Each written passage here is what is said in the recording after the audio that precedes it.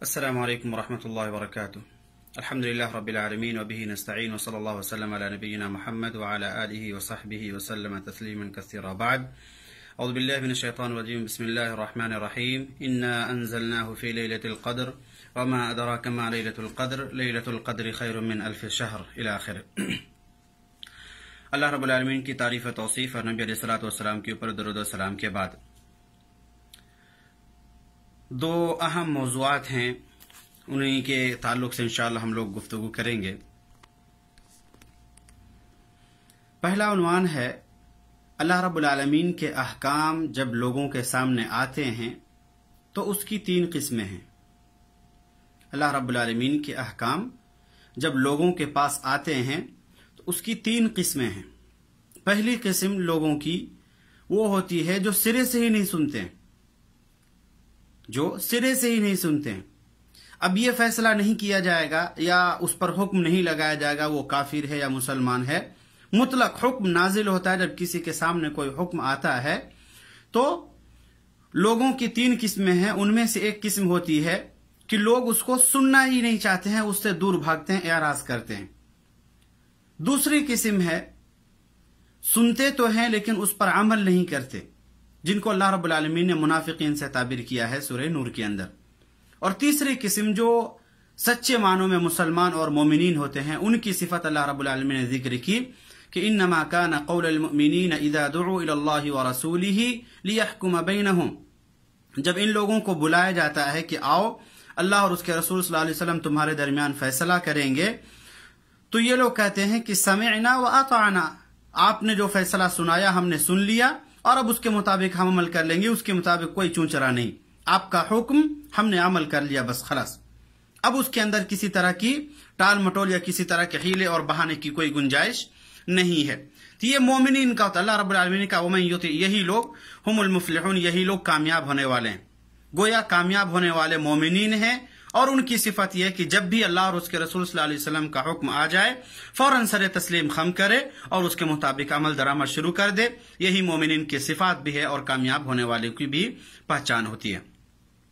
اگلی آیت کے اندر اللہ رب العالمین نے کہا کہ وَمَن يُطِعِ اللَّهَ وَرَسُولَهُ، جو اللہ اور اس کے رسول صلی اللہ علیہ وسلم کی اطاعت کرے، وَيَخْشَ اللَّهَ، اللہ رب العالمین سے ڈرتا رہے، وَيَتَّقِهِ، اور اسی سے تقوی اختیار کرے، برائیوں سے بے اجتناب کرے، فَأُولَئِكَ هُمُ الْفَائِزُونَ، تو یہی لوگ کامیاب ہونے والے ہیں۔ بہرحال اللہ رب العالمین نے ایسے لوگوں کو بیان فرمایا کہ یہ لوگ کامیاب ہونے والے ہیں جو اللہ اور اس کے رسول صلی اللہ علیہ وسلم کی بات مانتے ہیں۔ جب بھی اللہ اور اس کے رسول صلی اللہ علیہ وسلم کی بات سنتے ہیں فوراً اس کو سننے کے ساتھ ساتھ عمل شروع کر دیتے ہیں، یہ لوگ کامیاب ہونے والے ہیں۔ بقیہ ان کے علاوہ جو دو اور قسم کے لوگ ہیں، یا تو سرے سے سنتے ہی نہیں، یا اگر سنتے ہیں تو عمل نہیں کرتے، اللہ رب العالمین نے ان کے تعلق سے کچھ بھی احکام نہیں کیا ہے، بلکہ ان کے بارے میں کہا کہ یہ لوگ فاسق ہیں، اللہ رب العالمین کے احکام سے تجاوز کرنے والے ہیں۔ آخرت اور دنیا دونوں جہان میں کامیاب وہ لوگ ہوں گے جو اللہ اور اس کے رسول صلی اللہ علیہ وسلم کی بات کو سنیں گے اور عمل کریں گے۔ لہٰذا جو بھی باتیں ہم اللہ اور اس کے رسول صلی اللہ علیہ وسلم کے حوالے سے سنیں، شریعت کے حوالے سے سنیں، فوراً اس کو اس نیت سے سنیں کہ ہم اس کے مطابق عمل کریں گے، تو یقیناً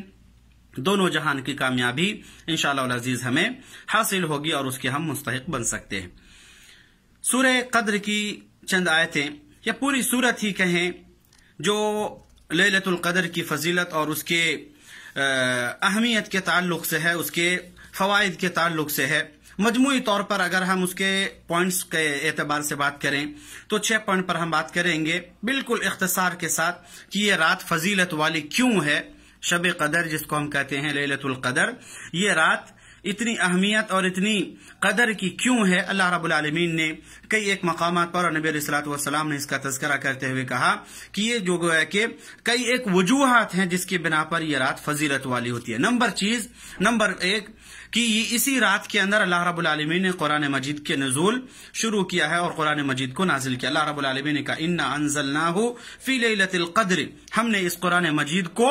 لیلۃ القدر کے اندر نازل کیا، قدر والی رات کے اندر نازل کیا۔ تو گویا یہ رات فضیلت کے لیے اس وجہ سے بھی ہے، یہ رات فضیلت کی چونکہ اس رات کے اندر قرآن کریم کا نزول ہوا۔ دوسری وجہ اس رات کے فضیلت یا افضل ہونے کی یا اس رات کی فضیلت کے تعلق سے دوسری وجہ ہے کہ اس رات کے اندر سال بھر کے ہونے والے بڑے اور اہم فیصلے لیے جاتے ہیں اللہ رب العالمین کے حکم سے، جس کو دوسرے الفاظ میں کہہ سکتے ہیں کہ جو تقدیر کے مراحل ہوتے ہیں، تقدیر میں سے جیسے کچھ مراحل جس کو اللہ رب العالمین نے لوح محفوظ کے اندر لکھا، اور کچھ جو ہے جب ایک انسان جنین کی شکل میں ماں کے پیٹ میں ہوتا اس وقت لکھا جاتا ہے، اور اسی طرح سے ایک جو سالانہ ایک انسان کے لیے تقدیر لکھی جاتی ہے یا سال بھر ہونے والے واقعات لکھے جاتے ہیں، تو یہ رات بھی ہوتی ہے جس میں سال بھر میں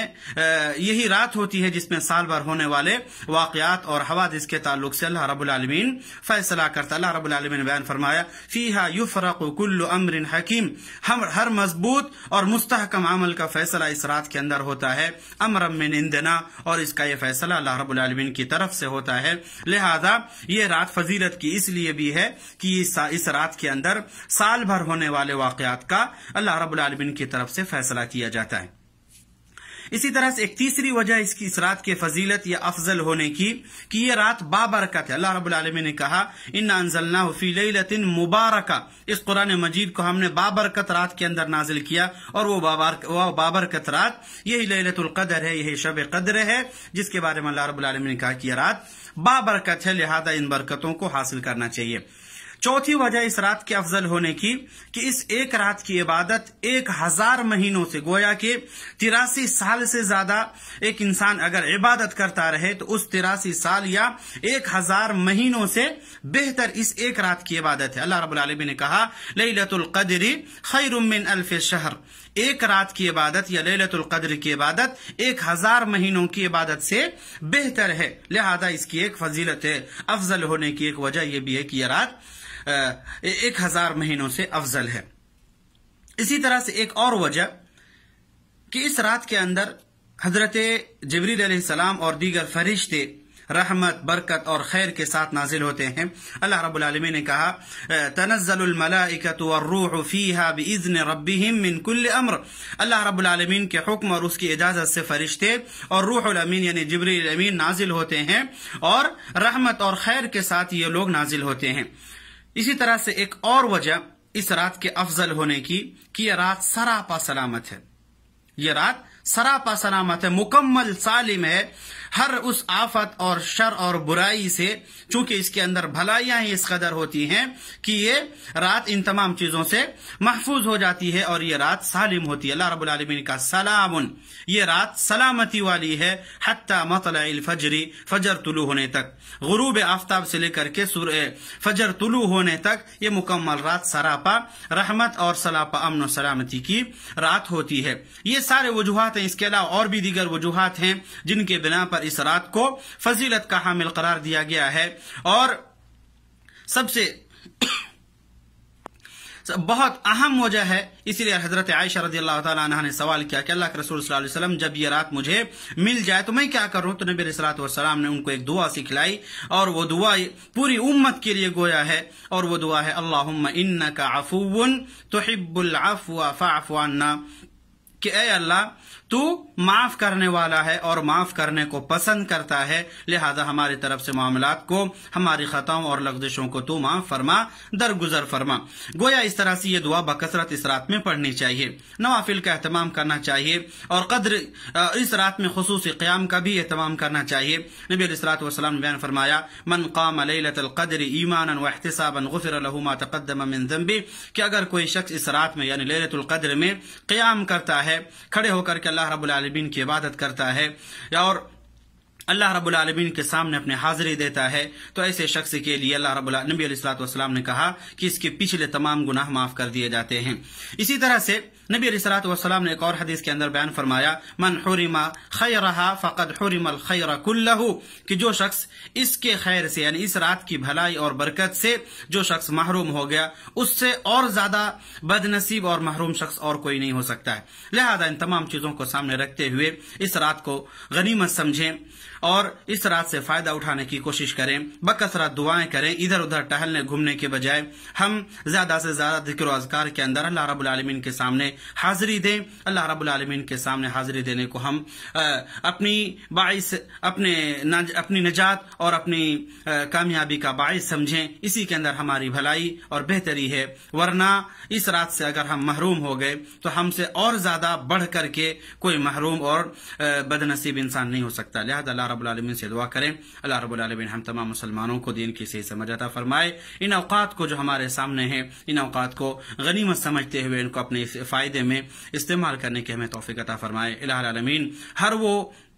بہتر اور ہر وہ وقت جو اس میں ہمارے لیے بہتری ہے، الہ العالمین ہر ایک وقت سے ہمیں استقلال کرنے، اس کے بہتر استعمال کرنے کی ہمیں توفیق عطا فرمائے۔ الہ العالمین ہماری محنتوں کو قبول فرما،